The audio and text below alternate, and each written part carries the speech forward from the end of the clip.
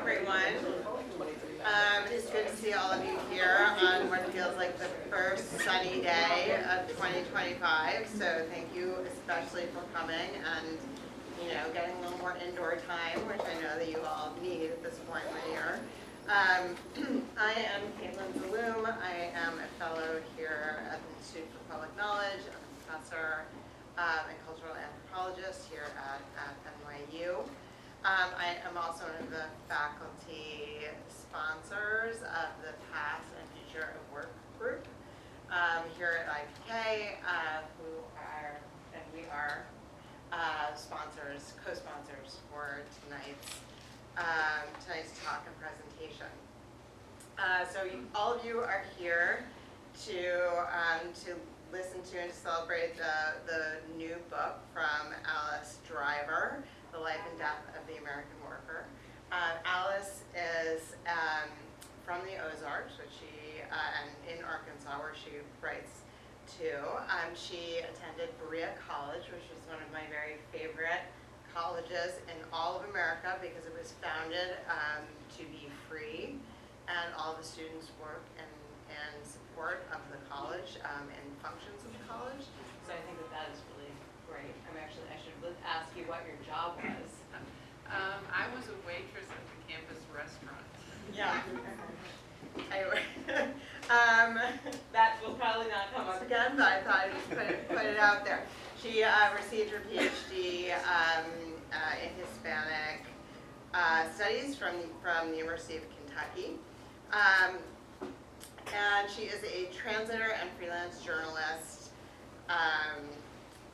whose work has been in the New Yorker and the New York Review of Books, National Geographic, among others.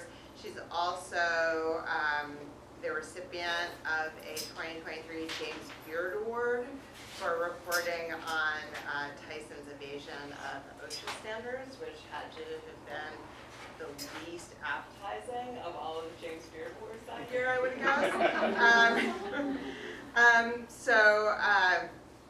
For the life and death of the American workers, she spent 4 years living in Arkansas interviewing workers right at the height of COVID, and especially because of the gag laws that Arkansas had in place, she was not actually not legally allowed to enter the Tyson plans or to do so in a way where the workers might feel comfortable in speaking with her. Workers actually feared retaliation for speaking to her or the media in general, which really makes the book a significant feat of reporting. Because despite all of those gag laws, she was able to earn workers' trust and to tell the really remarkable story of their fight to secure more safe labor conditions. Commenting tonight is first at the end there, Roger Horowitz, who is a historian of American business, technology, and labor. He's a native of New York City. Therefore, you can ask him anything you want very directly. And is recently the co-author of a book called Meatpackers, a collection of oral histories with black packing house workers in the Midwest from the 1930s through the 1960s. He's also published widely on food history and technology in the workplace, and his own most recent book is Kosher USA, How Coke Became Kosher and Other Tales of Modern Food, which won the National Jewish Book Award, as well as several other prizes. Right now, he is the Director of History of Business, Technology, and Society at the Hagley Museum and Library, and an adjunct history professor at the University of Delaware. Our second commentator in the middle is Eyal, who is a journalist. Eyal grew up in Buffalo, New York, and he has written several books about justice and the ordinary people who pursue justice against the odds. His most recent book, which was actually also part of his dissertation research here at NYU in the sociology department, It's called Dirty Work, Essential Jobs, and the Hidden Toll of Inequality in America. It was published in 2022. That book tells the story of the workers, disproportionately low-income women, people of color, and immigrants who perform the work that society considers essential, but also morally compromised. Dirty Work won the 2022 Hillman Prize for book journalism. And Eyal is also a regular contributor to The New Yorker and The New York Times, writing about labor, mass incarceration, and recently the war in the Middle East. All right, and so with that, I will hand it over to you, Alice, to talk about your book. Oh, sorry, and I should mention that I have to leave early, but Jacob Remus, who's my co-director, is going to take over for questions. We will seamlessly transition to your intelligence. Yes. We both are curly here. Well, thank you all for coming. I really appreciate it. Artists and writers in the audience and journalists, and I really appreciate both of you being here to discuss this. I think for the longest time I thought this book would never ever be published. I was really afraid that it just wouldn't happen because Tyson Foods, which is on the screen you'll see photos from the photographer that I worked with on this project. She's an Arkansas photographer, and we began working on this in 2020. We both are from Arkansas, and we ended up back home in the pandemic. Both of us had kind of fled Arkansas as, thinking we want to be artists and we need to get out of here. And I had been based in Mexico City, and she was in New York, but we ended up back in Arkansas in the pandemic. And so this is the Ozark Mountains. This is where I'm from. I grew up in a town of 200. Even though I'm an investigative journalist, I really think of my work as, I think of myself as being a nature writer, and my work as being a defense of the land and of the environment. And I wanted to capture that in photography, partially because I think meatpacking is also, it's gruesome.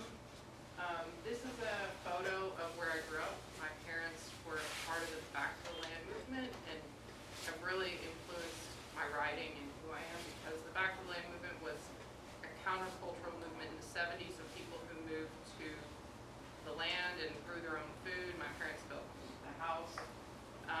And so I grew up in the woods with an outhouse, no TV, and really a childhood in the Ozarks in nature. And I think that's influenced both my work and how I write about food, because my parents grew our food, they raised chickens, they butchered chickens.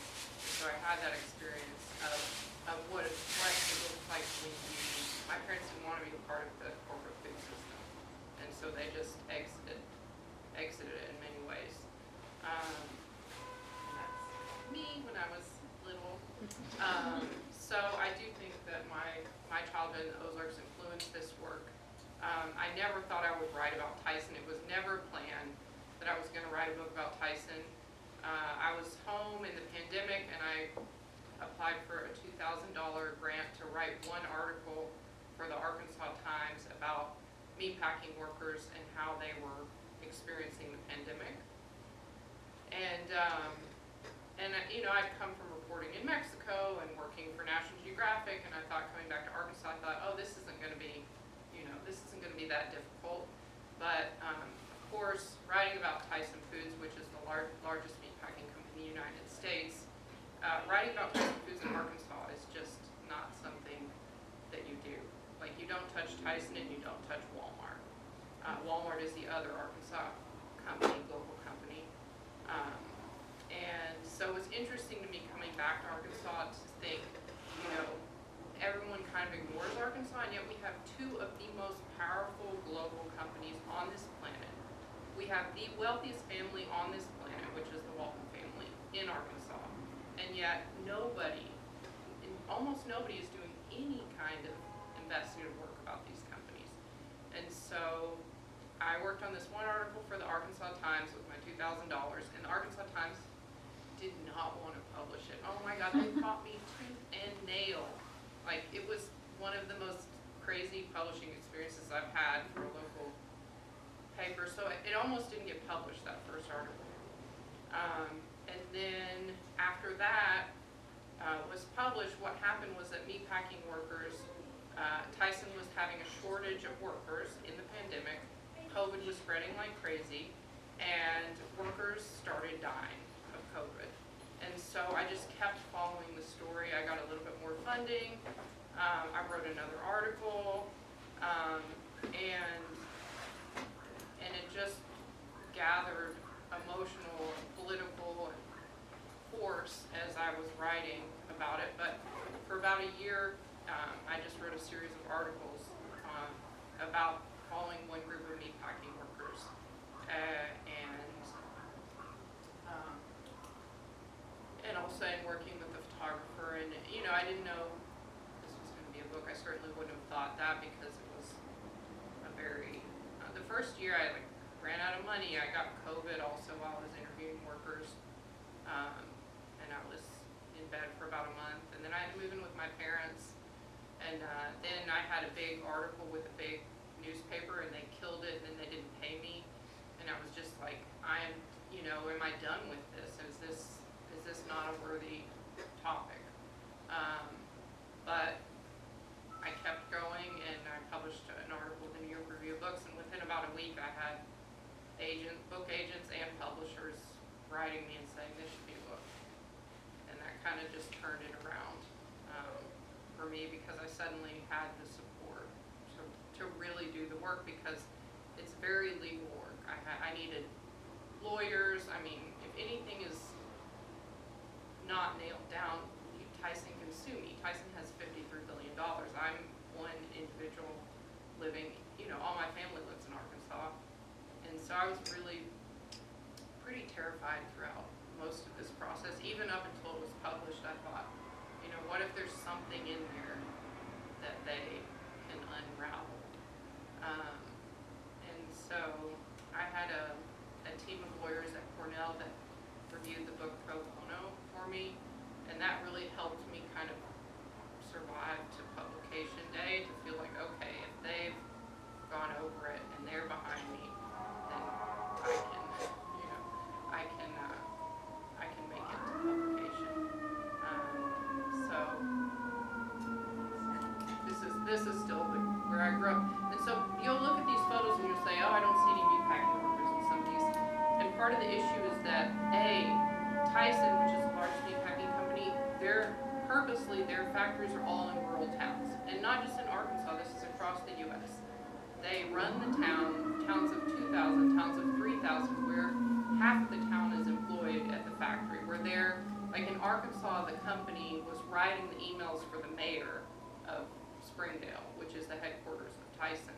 So you have this kind of company town model where they're controlling a lot of the political goings on.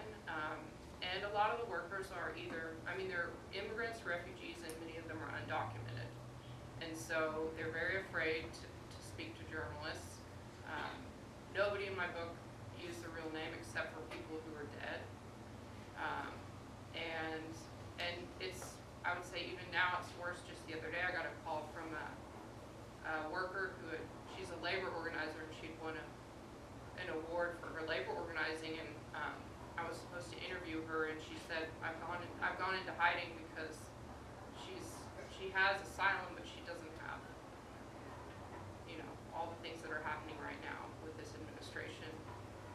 The administration has started detaining labor organizers. And so,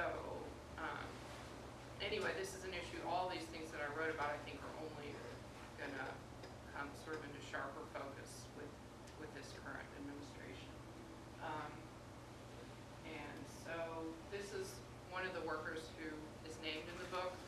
Her husband, they both worked at Tyson, and her husband died of COVID. They're from El Salvador, and she's illiterate. She never went to school, not even kindergarten, and she was so upset with what happened to her Tyson was asking workers to continue working after testing positive for COVID, because the bottom line was that they wanted to keep production up. And they made record profits during the pandemic. They also participated in price fixing, so they were doing all kinds of profitable activities while, for example, making workers sew their own masks, as if, PPE was a creative project or something. And they really, they really save money. Tyson saves money any corner they can cut, not enough protective equipment, not sharp knives. It's just kind of mind-boggling once you talk to workers, the conditions that they work in, the machinery that they're dealing with, and I think people don't realize some of the level of injury that they face. While I was working on the book, a worker at a Tyson plant in Alabama was decapitated.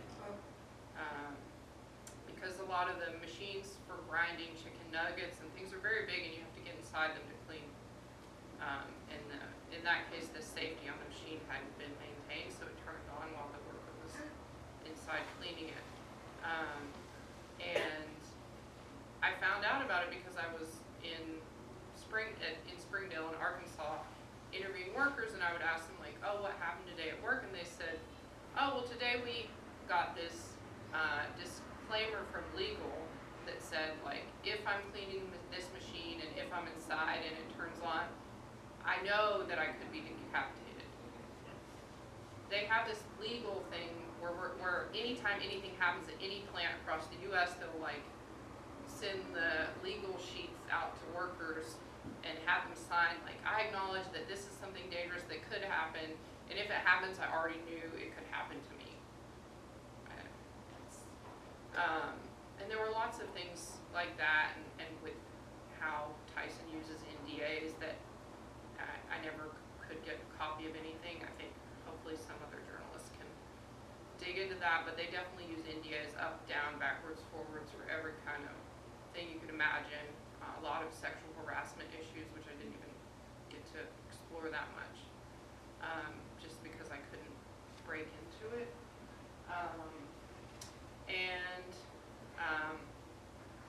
By the end of the book, I was really following how workers were organizing a worker-led movement to both teach each other about their rights and, in this case, to file a lawsuit against Tyson for how they treated workers during the pandemic. They filed the lawsuit in Arkansas. They lost the lawsuit, which was, I kind of predicted that. Arkansas is so tightly run by Tyson money. I mean, and I sort of traced that through Bill Clinton in the book, because he was a two-time governor of Arkansas, then the president, and of course he's kind of a liberal icon, but if you go to Arkansas and you trace his origins, he was very close friends with the Tyson family. I mean, his rise to the presidency can really be tied to his financial and personal relationship to the Tyson family, and so I wanted to look at that, and that the way that meatpacking influences both Democratic and Republican administrations. And yeah, every time I see the book, I'm pretty much surprised that it exists. But I don't know if you want to talk or question. Shall I go? Okay. Well, I'm glad you wrote the book. Clearly, it's here.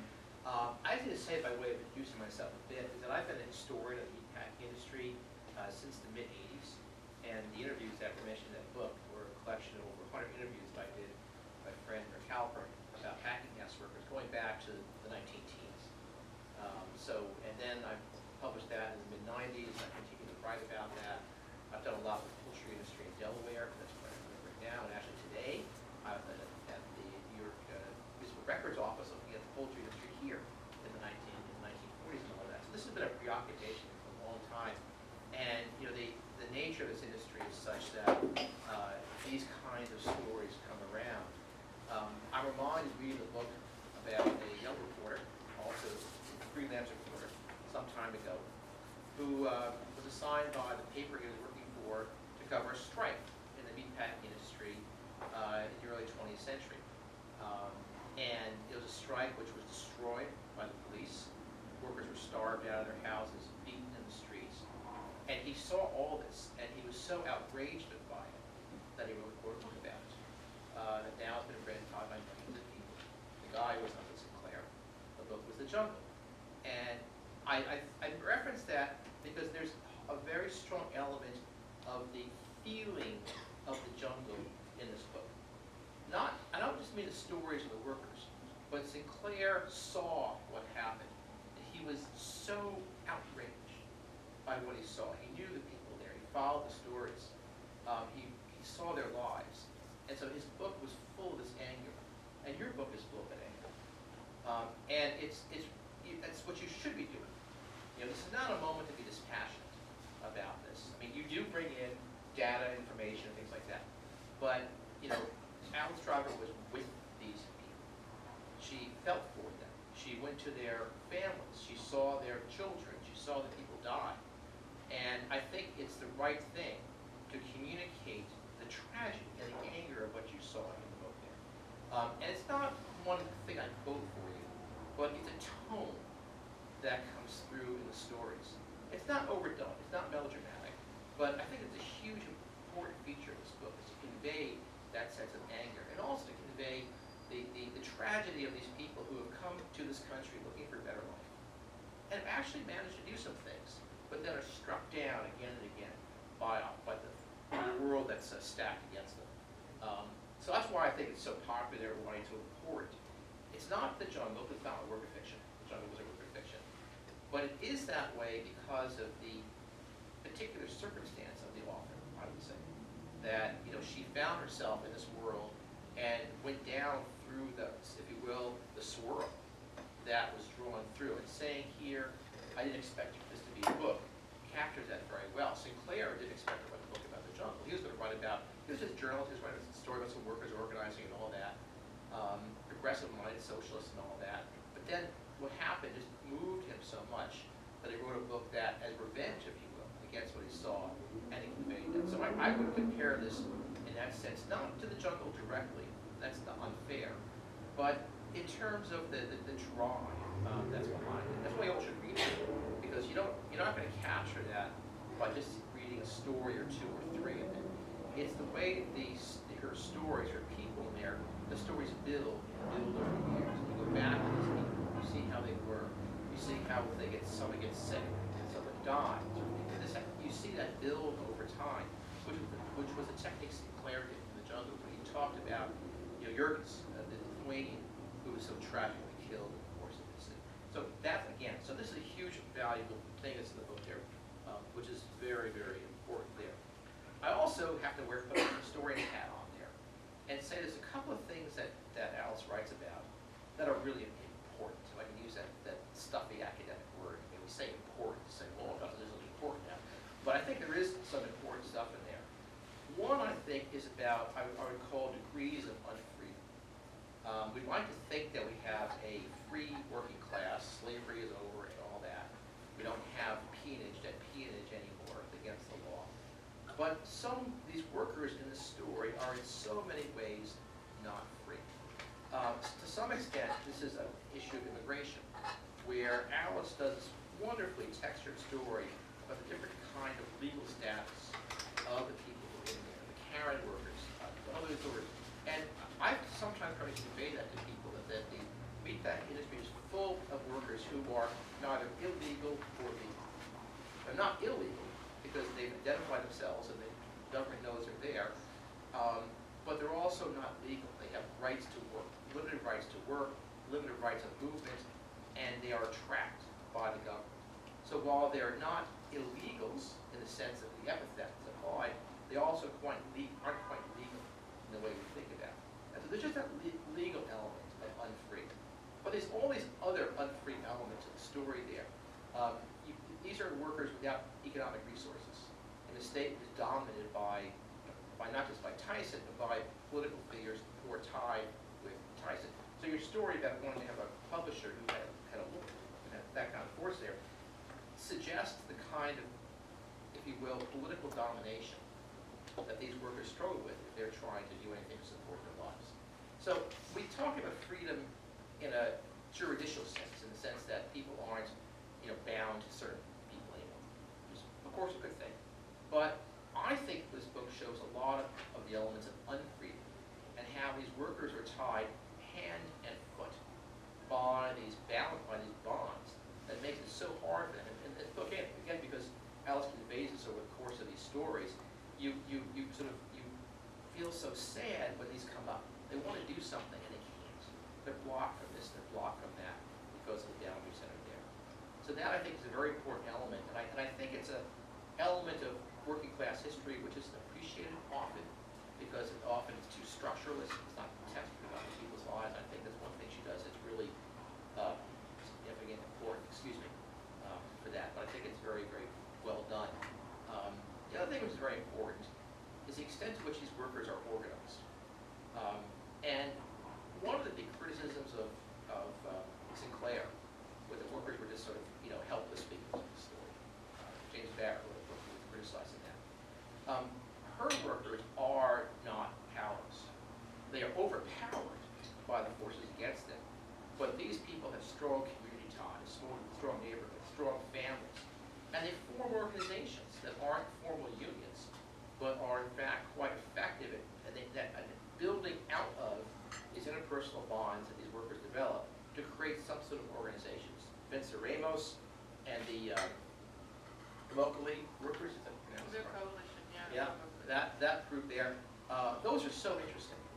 And from a historian standpoint, you really need oral history and the kind of ethnographic narratives that Alice does to get these things, because these aren't organizations that in minutes.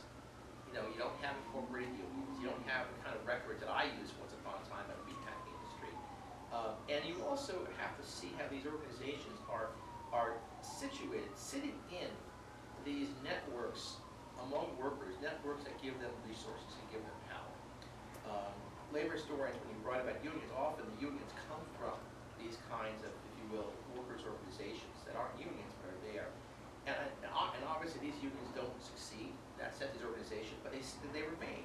They aren't smashed, they're dominated, but they're there. And they continue to exist because the networks that they build on are there regardless of what the union is there. So I think it's a really important contribution. I have a small quibble. We all have to do that, of course. But it's really, it's not sort of much a factual, it's almost sort of a narrative thing. You say, actually, I noticed this on page 185, if I can do that way. It jumped out. I've never looked at my book since it was published, I'll just say that. Well, you say this, that when the civil rights movement came, black workers organized. And that's why they moved towards immigrants in the industry. And my reason I sort of reacted to that is my first book about meatpacking was called Negro and White Unite and Fight.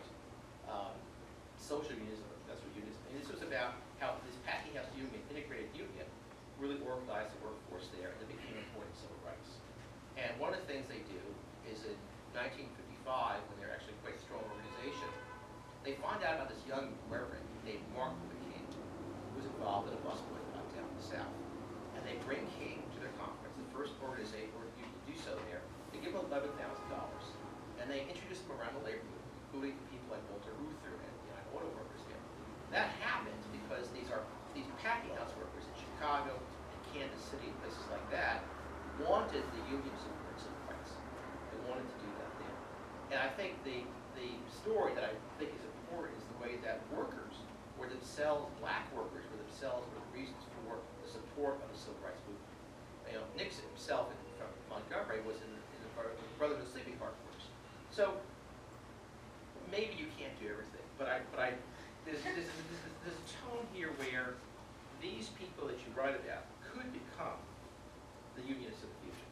That unions have the capacity, I think, and I think history shows, to unite people across these different areas because they have the power to work in a community to do that together. So it's not really a criticism of factually, it's more that I think that's a part of the story that maybe is worth thinking about in terms of anything to do with the food industry, is that we did have organizations. Unions did succeed in doing these things. And what people did one thing to do.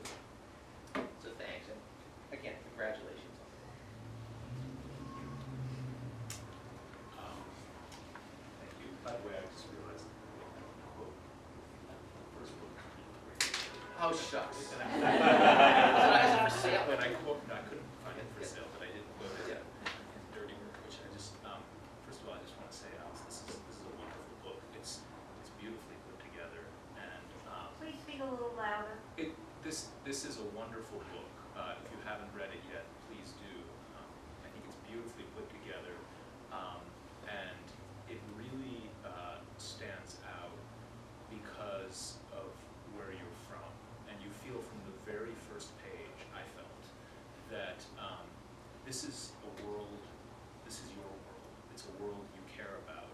You're not a journalist parachuting in, as I think is a legitimate criticism made of my profession, and is true of how I wrote about meatpacking, which is I went to these places I didn't know anything about, and tried to kind of find the places where these processing plants are put. And in a very roundabout way, just talking briefly about my book, the theme of my book, Dirty Work, is that all of this morally disreputable work, prison work, meatpacking work, carrying out assassinations in the drone programs, that this work has a connection. And one of the sort of connecting themes is that it's out of sight. It's removed from industrial centers. You don't just stumble across the meatpacking plant that is abusing these workers. You have to actually go seek it out. And I will say that of all I looked at 4 different examples of dirty work in my book. The most difficult by far to report on was meatpacking. It was not the drone program, which is completely secretive, right? So you would think that would be the most difficult, or prisons, which are, of course, closed institutions behind fences and walls and razor wire and so forth. I was able to get into prisons. I was able to get onto drone bases. I was not able to get into a meatpacking plant. And by the way, the company I wrote about was not Tyson. It was Sanderson Farms, which is one of the larger poultry companies in the United States. And the year that I started writing about it, they launched a campaign called Missions in Transparency. And the theme of that was that they got a lot of bad press for what was happening inside the meatpacking plants. And if people only knew what was happening, they would realize that this was false. And so I went to one of their plants and said, you have this missions transparency thing. Can I go inside? And I was not allowed in, and I never got in. I think that the first and most important sort of reason this book is so important is that it is about the workers. And that sounds really basic, it's obvious, right? It's the life and death of American workers. But take a look at a shelf full of books that discuss meatpacking and food and industrial food in the United States, right? Eating Animals by Jonathan Safran Foer. Michael Pollan's book, which is great. It's great work. It's really important. But what is the subject of that work? It's not the workers. The workers are completely missing for most of these books. It is the food, right? Why is it the food? Because the food is the stuff we put in our bodies. It's the stuff that we're always, when we're at the supermarket, checking the labels, right?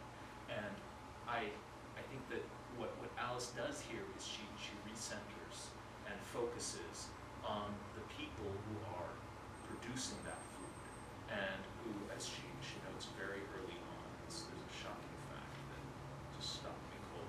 Even though I thought I knew the subject, she writes very early on, meatpacking is one of the most dangerous jobs in the U.S. with an average of 27 workers a day suffering amputation or hospitalization. 27 a day. That's where our food comes from. And it's completely invisible. It's everywhere we look, right? It's Chick-fil-A, chicken. Chick-fil-A, McDonald's, chicken nuggets. Always, I'm gonna read a passage about chicken nuggets later. But the point is, this food is everywhere, and we consume it all the time. So we think about, is it organic? Were the chickens humanely re-raised and treated. But as the workers themselves will often tell you, nobody asks and nobody wants a label that says workers were treated fairly. The workers at the Sanderson Farms plant that I wrote about in Texas were not given bathroom breaks. You write about this a little bit at various points, but and so they had to basically work and continue working while going to the bathroom and dealing with that, and just the humiliation of that in the world's richest country, working for one of the wealthiest companies it's based in Alabama. It's astonishing, and yet it's also very predictable because of the power imbalances, because of who these workers are, and how much fear there is pervading the industry, which I think differs very much from, the fear was certainly there in the early days of the organizing you write about, and the risks were enormous for organizing these plants. But at least from what I saw and from what I experienced, the fear now is not just that the boss will come after us, it's that we will be gone from the country. I spent 2 months trying to report on a meatpacking plant in another state. I never actually put it in the book. And I lined up all these interviews, and they were anonymous. Nobody wanted to use their names. And then there was a raid of a meatpacking plant in Tennessee by the first Trump administration. They basically cleared out a workforce. All the workers in the town were gone. And no one would talk after that, not even anonymously. It was just way too risky. And that made sense, right? What is anonymity to them? What does that mean? They don't know you, and if your name gets in the wrong hands, they could be deported. Now think about where we are now when you think about what that threat was then. This was one plant in Tennessee, and it reverberated in places like Utah, and these plants across the country. One of the consequences of the Trump era and what we're living through is that the immigrant workforce in this country is going to be even more invisible, and it's going to be even harder to get anyone to tell you about the conditions they work under, because they're terrified, and rightly so. And that's a wonderful thing for Tyson. It's a wonderful thing for Sanderson Farms. But of course, it's not a good thing for those of us who want to feel like the food we're eating isn't just who think that it's not just the animals that should be treated okay, but also the people who put their lives on the line to produce it, and never more than during the pandemic. I do want to read one little passage before opening it to questions, because there are all kinds of, I love the way that the book, even when it is about food, you hear about it through the workers. And there is a little section on chicken nuggets, and unfortunately I reread this after having given my 12-year-old daughter a lunch of chicken nuggets this Saturday. And then I'm leafing through the book, and here we learn about nuggets. This is from Victor. He leans back in his chair. He says, all the waste from the debone area, the skeleton, the skin, the neck, the hip bone, all of that is ground up to make nuggets, which have almost no meat in them. Nuggets, a product Tyson created for McDonald's, helped transform Tyson from a small-town business into a global empire. The nugget recipe involved 40-pound frozen blocks of chicken parts, 3 blocks of chicken breast, 2 of ground skeleton mixed with blood, necks, and other bits, and 1 of chicken skin and fat. Victor began his shift by using a crowbar to open the frozen boxes of chicken parts. In his experience, quote, many times the chicken is rotten. It smells. It arrives like a rock. When we open it up, it is already a different color, not pink. It is green or purple. So please think about that next time you make the mistake I made on Saturday. Congratulations. Thank you. The lawyers even made me take stuff out of that description. That's all I'm gonna say. That's the sanitized. That's the sanitized description. There are actually standards, federal standards on what's called extruded meat, which is meat that is the result of crushing the bones and then extruding the meat that's left from that. This happens in the red meat industry as well as the chicken industry. There's standards and rules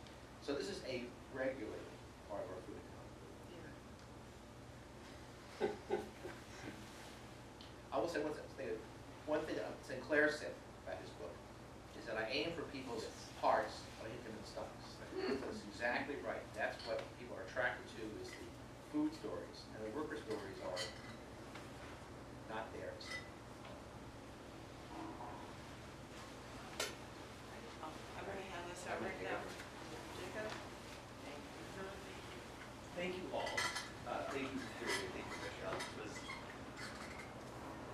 I'm trying to come up with the right adjective, but it was really nice conversation to start. I would love to open it up to folks in the audience who have questions or comments. Yeah. I have a comment, and it's just,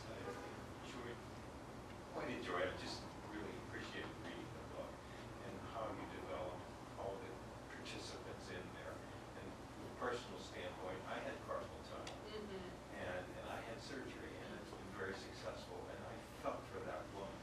That I don't know how many times she cut the chicken every day, and she woke up in the middle of the night, she was slicing it, and it just, it was really powerful. The other thing is, you never want to know what's in the sausage, and now I know what's in the things, and then I was too, so. Yeah, thank you. I think for me, the most interesting part of the work that I did, which I had a video in here, but I don't think I don't know, but I had each worker act out their, it might be like the fourth or the fifth slide. I had each worker act out their job at work, because some people, for example, clean the chicken poop off of chicken feed, the poop off of chicken feed, or people picked up condemned meat, and you might be like, what's condemned meat? It's all the meat that's on the floor, they use it to make dog food. So I wanted to see what people's jobs were, and so I started videoing workers. For example, what is debone like? How many seconds do you have to debone a chicken? How are you holding the knife? And so I made some videos. That was it, the hand. Yes. Just. So I started doing this because. Agarra, ponerte con la otra mano el cuchillo con la punta, la clavas en el hombro y le haces así. Y le agarras así, y después le das vuelta para agarrar la otra ala y lo vuelves a hacer. So that's how you debone a chicken. So you do that. If you're doing that, you're doing it for 8 to 10 hour shifts. And he said you could debone a chicken in 4 to 5 seconds. And you have to sharpen your knife between chickens. Anyway, it was just to get an idea of what the work is and how strong you have to be to cut bone and fat and all of that. And because I started doing this, eventually, also because I spent so much time with workers, I was telling workers about my dreams at night, which obviously you think, oh, this has nothing to do with your work. But one of the workers said to me, at night, I don't dream, I keep working. And so that turned me on to interviewing workers about what happens in their sleep. And it turned out that almost everybody in the book said that they never slept, they continued working, they continued doing these repetitive movements in their sleep. So treating people like machines has results, where their bodies are, doing things in their sleep. And even one worker said she went to her doctor and her husband was complaining because in the night she was scratching him and stuff, and she got these kind of casts to put on at night so that she wouldn't be moving. And so for me, it was one of the most interesting things about the interviews that I did, and it was something that just came out of kind of the process of having people show me what they did at work.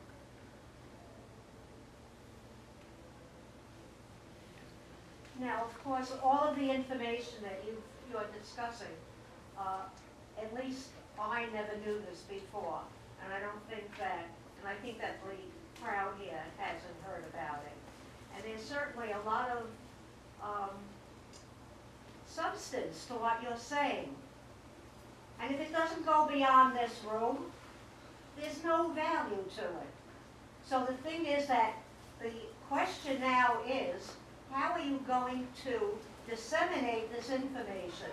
And it does seem that there should be certain documentary filmmakers who would be interested in creating films that would make a lot of money, I think, you know, to spread this information around. I mean, just to sit here and say, oh, this is terrible, is worthless. So, there must be reporters out there in major newspapers who would find it very, who would find that the material, it would be very interesting material to give to their readership, and people don't know it. So I think that there really is an element here of finding the right sources to advertise and promote your cause. Yeah, I mean, actually, there is a filmmaker who's there's a filmmaker who said she's making a documentary in Arkansas after she read my book, but I think one of the issues is the current administration. I mean, it's really hard to get workers to talk to you, especially if you don't speak their language. And so there have been, I mean, I think there are people who are trying to do stuff. I had a playwright contact me the other day about making a play based on the book, and an experimental filmmaker in France who wants to make a film but with the photos. And actually, I have footage from inside the meatpacking plants, and so we're trying to see if we can do something experimental where we wouldn't name Tyson. I don't know how it's going to work. There's a lot of legal issues. I mean, you need someone who has money, who has time, who has language skills. So I think things are happening, but this current administration, you know, people are going into hiding. I'm even working on a project that's completely fallen apart. I was, after my book came out, the Labor Department, the United States Labor Department opened an investigation into child labor in Arkansas at Tyson. And I was following that investigation, and the Labor Department and OSHA have, I don't know if they've been shut down by Elon Musk entirely, but they've disappeared from the face of the earth. They no longer, is the investigation still exist? I don't know. So there's a lot of legal, political, financial challenges right now. And so I think things are happening, but it's a new landscape to navigate. Look, I may be wrong, but I think it's it's disingenuous to say this administration. I'm sure that this was going on under Biden, under Obama, and who was the guy in office or the president? No. I mean, So this isn't just this administration. Look, I mean, what's happening currently with the detention and deportation of individuals who have green cards, who have visas, who have work visas, or who are being sent to a prison in El Salvador, I mean, that's not something that was happening under previous administrations, so I'm really going to push back against that. And all these workers, I'm still in contact with them. So I know what they're experiencing. I know what they experienced under other administrations, and I know what I have contacts who've gone completely into hiding, who quit their jobs, who've run out of money, who are worried about being separated from their young children. So this is not equal to, it's always been this way. I really can't participate in that kind of a view of things. Yeah, I think that's, I think the last thing you should accuse Alice of, frankly, is whitewashing the Democrats. Because if you read the book, as she said, you know, the role of Bill Clinton is absolutely central in the story of how Tyson builds its profits and doesn't get regulated, and the laws are, the lines are sped up, the workers are mistreated more and more, and Clinton goes along with it. But that said, I think we do need to draw distinctions when appropriate. Mr. Schweitzer, I mean, clearly, picking people up off the streets and sending them to prison in El Salvador is a degree of, that's not there before. What is actually there before is the silence about packing workers. This has been the case. This is why Sinclair wrote The Jungle. Is that these were people right in the middle of Chicago. This wasn't back in the era. This is the era where these plants are right in the middle of all the big cities and all that. And the journalists are silent about the treatment these workers had. In part because of who they were. They weren't, at the time, they were Hispanics, they were Czechs, and they were Poles, and they were Eastern European immigrants and all that, who were not white, the population there. And this, I think, goes back to your point, that in thinking about food, perhaps people think about the food, not about the workers who make the food. That's the view. And so, how do you get a documentary filmmaker interested? How do you get them to do that there? That's really the challenge, because what they're thinking about is, how am I going to, get an audience for this? How am I going to do that there? goes very deep in the way that our society is to think about the workers who make things happen, about your cars, about all the things we do, how your carpets are made. These are all done by people who have hard jobs and have marginal lives and work hard, and we don't pay attention to them. And I'm saying we in the collective sense. But your critique, documentary filmmakers should do this. I think you're absolutely right. There should be a documentary film about this. And I mean, the thing is, for example, you can't film. You're never going to get inside a facility. You can't even set foot on a facility property. I mean, in Arkansas and Iowa, all these states have ag-gag laws. So, for example, if I tried to set foot on property or take photos on property, it would be a $5,000 fine per day. And even to see plants, you can't fly a drone. It's against the law, so you can't. So, in order to even see plants, I had a volunteer pilot fly me above meatpacking facilities. I mean, it takes a level of support, of money, of coordination that is really, I think, not that you can't do it, you can do it, but you better be really well prepared, because you can't, and most people, they don't want their names, they don't want their faces, they don't even want their voices. So when you're making a documentary, it's like, are you gonna make it animated? Are you gonna film their feet? You know, you really have to be prepared to protect these people, because they are worried about being deported, about being, you know, not being able to get a job, not being able to support their families. And so it is a very complex project to take on. So y'all mentioned Alabama last night. I'm from Alabama. A big problem here there with meatpacking is child labor, which I guess you Yes. just mentioned. So I was going to ask, in your investigation, what did you find with that problem? Well, the interesting thing, what I find interesting about Arkansas is that Arkansas is the testing ground for very anti-labor legislation. It was the first state to pass right-to-work legislation, which is essentially anti-union, and that was in 1940 maybe. And Arkansas was also the first state to pass recent legislation rolling back child labor law. And that legislation, where did that legislation come from? It came from an NGO in Florida funded by the people who are involved in Project 2025, which has a whole section on rolling back child labor legislation, that children should be able to work overnight, they should have no breaks for food, they should be able to work hazardous jobs. And so Arkansas when Sarah Huckabee Sanders, who was the former speaker for President Trump, when she became governor, the first thing she did was to pass legislation. It's called the Youth Hiring Act, and it's being framed as parental freedom. If parents want their children to work, they should be able to work. And it lowered, in Arkansas, it lowered the age of work to 14, and it said 14-year-olds can work, but also you do not have to verify the age of these children. So it kind of opens the door to violations of child labor, and at the same time, we have the U.S. Labor Department opened an investigation into child labor in Arkansas in July, and they found as young as 11 years old working at Tyson facilities on the night shift, which is the cleaning shift. So from roughly midnight to whatever, 7 a.m.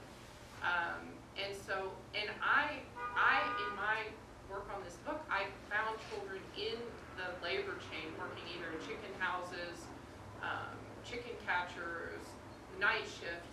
And so I was starting to build the relationships to interview some of these minors, but when the new administration came in, no one wants to talk to me, which I completely understand. They're terrified. And also the child labor investigation that the U.S. Labor Department was undertaking in Arkansas, as far as I can tell, it's been shut down. They haven't confirmed that because they're no longer responding to me. Or does the Labor Department still exist? I can't tell.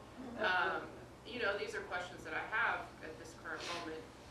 Does OSHA still exist? Maybe. You know? So these are the bodies that oversee labor regulations, and then the legislation in Arkansas has been passed that's rolling back child labor. Florida just said that children can work overnight, 8-hour shifts, and that they do not need a break for food, water, or bathroom. And so seeing this legislation spread, and the template for it is being created and funded by the same people who were involved with Project 2025, and so I our eye on, among all the other things that are going on. Thank you so much for coming. Some of us had an amazing conversation a couple months ago about your book. I will pepper you with questions at dinner. But the new question that came to mind here was actually also on this theme from a few minutes ago of like public perception and public understanding of the problem of child labor, meatpacking, and so on. And it kind of strikes me. Eyal mentioned the like earlier 2000s wave of food journalism and so forth, with the critique that's focused on the food, not the people. Well taken. But I feel like it has become harder to critique agribusiness, harder to critique food systems, food supply chains, the abuses, both to the food, the animals, the food safety violations, as well as the harms to the workers. My first book was about food allergy, and like food allergy entrepreneurs was kind of a piece of that, so I saw it from a particular angle there as well. But it seems like it's getting harder to make these critiques, because I think they get critiqued as one of three things. And so I guess I'm going to throw this out there and sort of hear your thoughts, and again, I'd love to hear more about how this has been received. But the sort of critiques of critiquing the food system that I feel like I see these days are, number one, that it's elitist, right? That low-income people need those cheap chicken nuggets, right? Number two, that like by critiquing modern food infrastructure, there's something almost pseudoscientific about it, right? Because these are high-tech processes that, like, what right do critics have to critique that this, again, sort of amazing technological infrastructure, which has increased the food supply, or a critique that I've seen emerging, like in my sort of corner of social science, is it critiquing the problems of the American food supply could be read as being in league with the right-wingification of back to the land movements, or something like that, that it's making a statement, not only that you were anti-science, but that you were maybe aligned with white nationalist programs. Again, these are some of the critiques that I have been starting to see in my corners of social science, certainly I think in kind of mainstream media. So I'm curious if you had heard any of these critiques of your work, or if there are other critiques that you've kind of seen. I mean, I can respond to them. Like the Yeah. first critique that it's elitist because cheap chicken is necessary. First of all, so Tyson Foods is the largest meat packing company in the U.S., but the industry in the U.S. and globally is consolidated. Let's say there's 5 major players. They produce almost any meat you're going to buy at any grocery store. Unless you know you're a farmer, then you probably buy meat from one of the big players. During the pandemic, they colluded to price fix, to raise the prices. Yes. So anybody who's saying, oh, this is all about cheap chicken, it is not about cheap chicken. I mean, the whole industry is what we need. And even, when, we need to take on the consolidated nature of the industry. Is it a monopoly? I mean, what are we doing? Because it's certainly not about low prices, I would argue. And so I think that's a false, like a lot of these things are false arguments, or that it's a white national, I mean, the majority of workers are immigrants and refugees, and so anybody who's not talking to them, which is most people, I would say, I don't really have anything to say to those people. And the thing about it being high tech, we should be thankful for all this food. I mean, the same thing for me. If you talk to workers, it's not that high tech. The interesting thing is that Tyson is currently trying to rebrand as a tech company, which I would love to write about.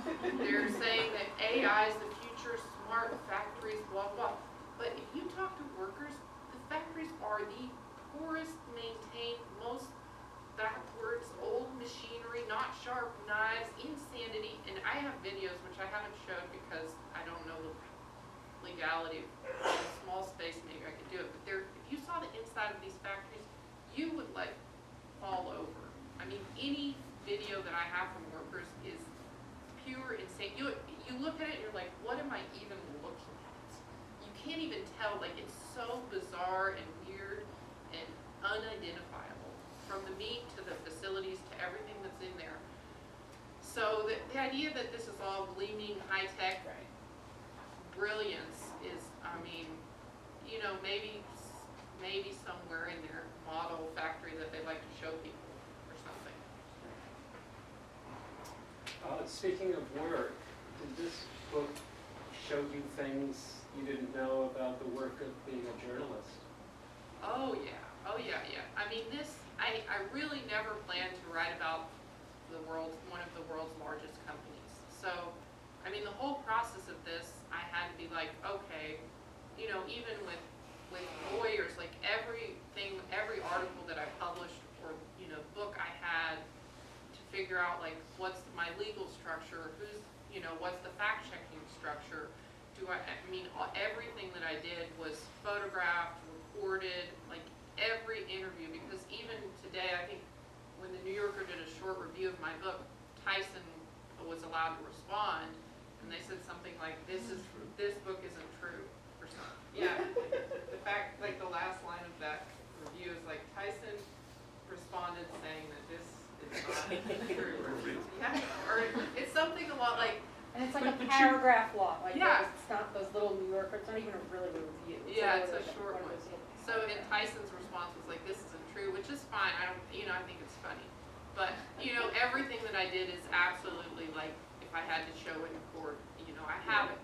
So, I learned a lot about the process of reporting with, against a big company. Workers thought they were being followed, organizers thought they were being followed. There was a lot of fear, of retaliation, of other things, and even I got paranoid about being followed. And Tyson PR, kind of messed with my life a little bit, emailing my editors and making my life a little bit difficult. So, reporting this book, I learned along the way how to write about a big company, because I haven't done that before.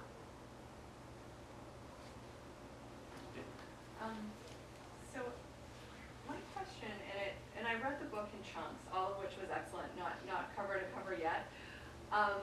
But from what I read, it seems like most of the book kind of situates the solution, if there is one, in policy. Like labor policy regulation, immigration, antitrust regulation. But the conclusion sort of turns the lens a little bit and puts it on the consumer or a collective appetite for food and food of a certain kind, and mentions another great nugget, no pun intended, of information about Beyond Meat being owned by Tyson. They're an investor. They're an investor, okay. Lab-grown and alternative meat, which I thought was super interesting. When you think about it, it's predictable, but super interesting. So I'm wondering if you could say something about, where you would put our agency in all of this as people who now know about this situation, as consumers of food. I guess this relates a bit to Eyal's work in terms of like, what is our complicity in the things that are sort of invisible to us. But I was wondering what your reflections are on that. Yeah, it's funny, I was talking to another food writer who writes about vegan and vegetarian, the history of veganism. She wrote a book the other day, and I don't think that any of the messaging on personal responsibility, I mean, on a national or global level, I think, everybody should do what they can, but that messaging, which has, existed for a long time, has been really ineffective in sort of either scaring people into not eating meat, or blaming them, or shaming them. I don't think any of that's effective. I absolutely think there's a personal responsibility element, but I didn't want to use my book to be like, oh, shame, because I do think the issue is more structural.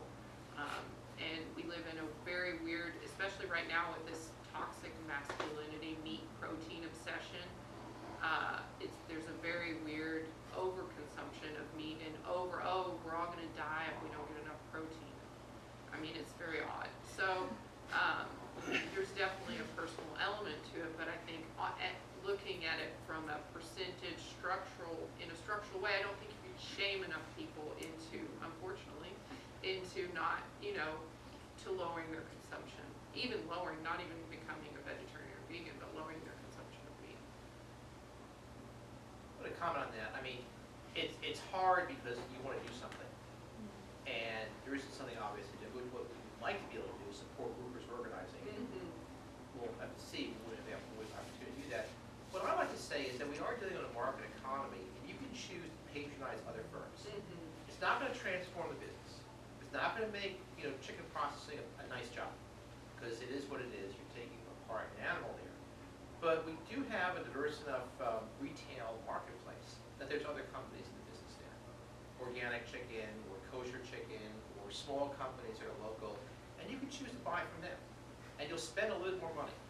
And that's what you have to do if you want to support that. So it doesn't solve everything, but if you have enough people buying from different suppliers, those firms will do better. And that will put pressure on the Tysons and people like that. And if those companies realize there's a market for certified humane workers to produce chicken there, they'll do it. Because they're about money, not ideology. So I would say if you can support those other kinds of firms, buy from them, spend the extra money for them, and you don't know where it's going to go, but it's only going to go in a good direction.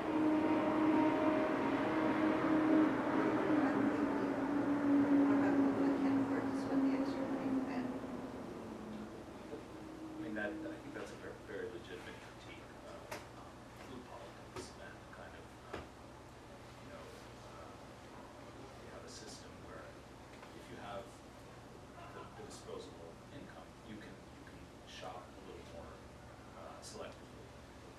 If you don't, you buy the cheap meat, which is what you can afford. I think the fact that it is an obstacle for many people to do that doesn't get you off the hook. But if you have the resources to spend some more money, you should. And the fact that it's not a solution, people can't, it's not an argument for you to not do nothing. I agree with that. And people always ask me if Tyson workers, the workers eat chicken. I'm like, there's a company store and they get like the discounted or leftover, whatever it is. So they absolutely eat chicken. And when I was working on this book, I stopped eating meat. But the last time I went to see a worker, she's from Mexico, and she was making a giant pot of chicken and mole. And I said, I stopped eating meat when I was working on this book. And she said, but you're done. I was like, she's absolutely right, And it's like, it's not that the workers aren't aware that they wouldn't like another option, or, it is a financial issue. And so that is, and I think that's part of why I did, it absolutely is an individual thing that we can support brands and farmers and should do that, and I try to do that. But I think on a national level, it requires structural, like a diversification of the market. You can't have these 4 or 5 big companies running roost. Back and then it's interesting to me because part of the discussion before is people tend to focus on the food rather than the workers. And obviously this book is about people working in meatpacking plant. But it seems to me that, rather than focusing on whether we should buy one chicken or the other, there should be more regulation and awareness of how we treat our workers. Yeah. And because I'm sure there's other industries besides meatpacking which are, the very fact that they're pushing in other industries to have like children working there is not really about chicken. It's about how we treat our workforce in some way. Yeah, it's about how we treat our workforce. There definitely should, and OSHA is the body that oversees that, and I don't know if they're officially shut down or just not on. Well, they're gonna, I've done some reporting on OSHA during the previous Trump era, and, he eviscerated OSHA. OSHA did nothing. At the height of the pandemic, OSHA actually didn't have a general director. OSHA is the agency that is supposed to enforce safety laws, but as Al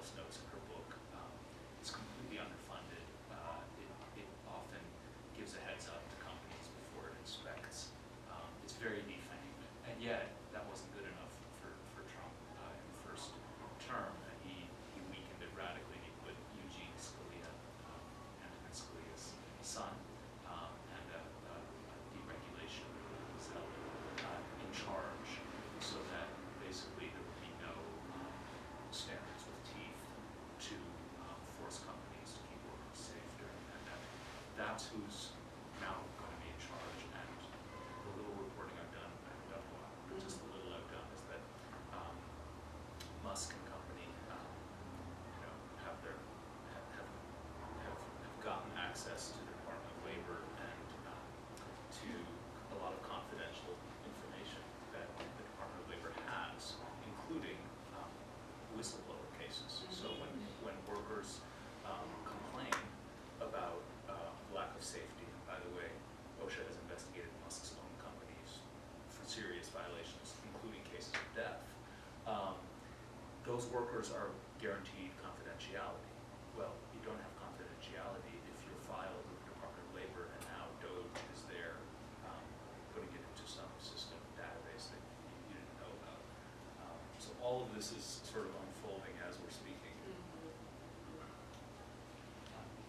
Oh yeah, I was just gonna say, you were mentioning, that these companies basically monopoly or close to monopoly, maybe 5 chicken producers, and it just struck me because I was coming back from this lovely trip to Savannah and Charleston, and literally, I've never had Chick-fil-A in my life, being like at night, we don't do a lot of that kind of thing, but it was literally the only food available in the Charleston airport.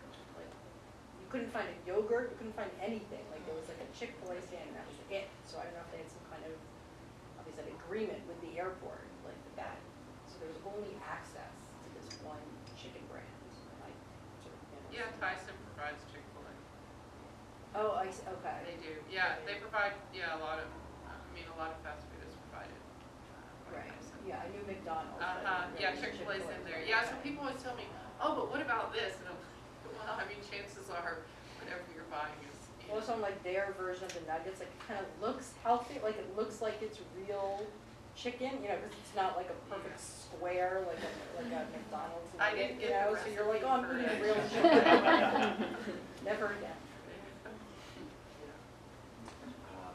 Thanks. I look forward to reading the book. It's a fantastic presentation. I'm just curious, Tyson relies on cheap immigrant labor coming into the country. And I'm curious, what does their lobbying look like right now, given that is now being threatened by the current administration's. It's fascinating because just the other day, I think NBC called me because the CEO of Tyson put out a statement that was, we have never hired an undocumented or illegal, like we can confirm that all our workers, so they're really going like full denial of reality on this issue, which is like, because I told the person who called me from NBC, I said, and I know that if you walked into a plant, which you can't do, or if you even walked near a plant, you would find someone who's undocumented working. Like, it's not even hard. It is hard because people are afraid, but it's not hard because they're there. And so Tyson is saying, so publicly they're saying everything's fine, this is not a problem for us. And I'm curious to see what happens. Behind the scenes, what they're doing is interesting. So the Tyson facilities in Tennessee just recruited, all the Venezuelans and migrants that were being bused in New York City. So I don't know how Tyson did it, but they basically bused a lot of those Venezuelans to Tennessee, and I only know because of my work, some Venezuelans got in touch with me about it. Anyway, people reach out to me about different things, but so basically Tyson took like a bunch of the migrants that were bused to New York and bused them to Tennessee to work at the Tyson factory. So I think publicly they're saying one thing, and privately they're like trying to scramble to get, workers. And it's going to be, at some point it's going to come to T. We'll see because, currently, this administration kind of likes a TV scene. Like, look, we deported these people, we wore a military outfit, but is it going to be systematic at workplaces across the United States? And I think that's yet to be seen. Just a short, I think that's a really fascinating question, and it pertains to the whole low-wage labor market, restaurant work, all kinds of work where immigrant labor is so central. And there was a fantastic article that the New York Times did, again, 4 or 5 years ago, about a town. So Jeff Sessions, the former senator, was his rapid opposition to immigration was formed in large part because he felt like his state had all of these, this chicken industry, but they hired all these immigrants. They didn't hire working class white people to do this work. And the Times did this fantastic story about a town where suddenly there were all these jobs because the immigrants had been rooted out. And none of the local white people would do them. Once they discovered what it entailed, they went in and did a couple days on the job, and when they saw the conditions and how brutal it was physically and just how demeaning it was, they said, "Forget it, I'm out of here." And so it is a really interesting question. What's going to transpire in some of these sectors? Well, the historian to me says, well, that's been the way since at least the 1880s. Yeah. But I mean, but the problem now is the right-wing anti-immigrant thing is at odds with the right-wing low-wage work. This is the contradiction. This is not some slippery thing. They are at odds with each other, on those issues there. And they'll continue to try to find refugee labor. Maybe they'll try to recruit South Africans. But they're not going to work on those jobs, though. Yeah, They're not going to get those folks down there. So they really have set themselves up for a crisis, actually, a labor shortage crisis, which is manufactured by not allowing immigrants to work. And in the case of Florida, where they just passed this legislation that says that children can work overnight, they said because of the labor shortage, this is important, that we have children, working and learning respect, all those very nice things, lowering their screen time. This is a true thing that was said. So I think they're going to go for child labor, and they're also leaning harder on imprisoned labor, which there's Tyson relies on imprisoned workforce as well. All right, well, thank you all for that conversation. Thank you for your answers.